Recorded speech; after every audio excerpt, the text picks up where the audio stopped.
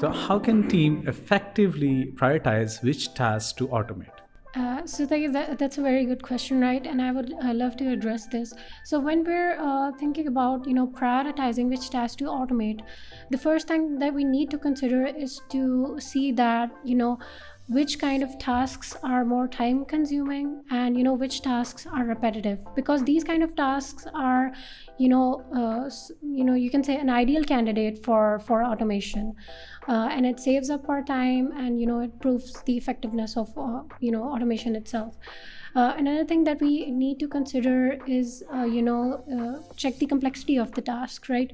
So there are certain tasks out there which are kind of more complex, which need more resources, and we might not have a certain team with that kind of skill set. So we need to see that is it feasible, and is it possible to automate that stuff. Will it allow us in our in our deadlines and our time frame that we have? Also important thing to consider is the impact of automation. So this kind of impact can be on the organization itself, on the teams, and what kind of impact it does have on the customers as well.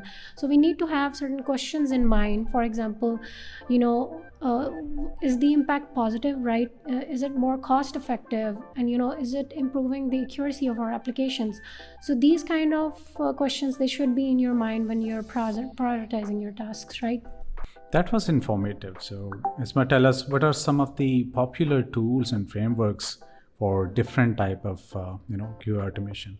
So when we're talking about the popular frameworks provided to us by different organizations, the first thing that we need to discuss is CyPress. So CyPress is kind of a very comprehensive end-to-end testing framework, right? It has simpler APIs, it's more easy to use, it has support for JavaScript as well, and it's kind of a very ideal candidate when you're automating real-time applications. And when we're talking about CyPress, we got to consider Selenium as well. So Selenium also has a lot of resources. It has kind of an extended support as well, and it makes easier for QA teams to integrate it with our CI/CD pipelines. Also, when we're talking about performance analysis of the system, where we have to do load testing and stress testing of the applications, we have to consider JMeter, right? So it's kind of a full multi-threading framework, you can say. It has certain scripting capabilities. It has a support for multiple protocols as well. So yeah, it's kind of a very good thing when a kind of a tool when we're performing load testing of the applications. Also, when we're talking about mobile automation, we have to think about Apium as well. So then again, Apium has a plethora of resources. It has support for languages like Ruby and kind of Python as well. And it's very good for the testers and the testing team when they're kind of working on the mobile automation side. Also, lastly, when we're talking about API testing and automation of the APIs, we have to consider Postman, right? So Postman is kind of a tool which allows us to craft certain API requests. It allows for the option of automating APIs as well.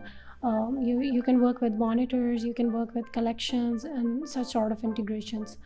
So yes, these are some of the popular tools that we are working right now. That's really interesting. So we have all these choices to work with, and we can kind of scale out of the the best tools by weighing in the pros and cons of this.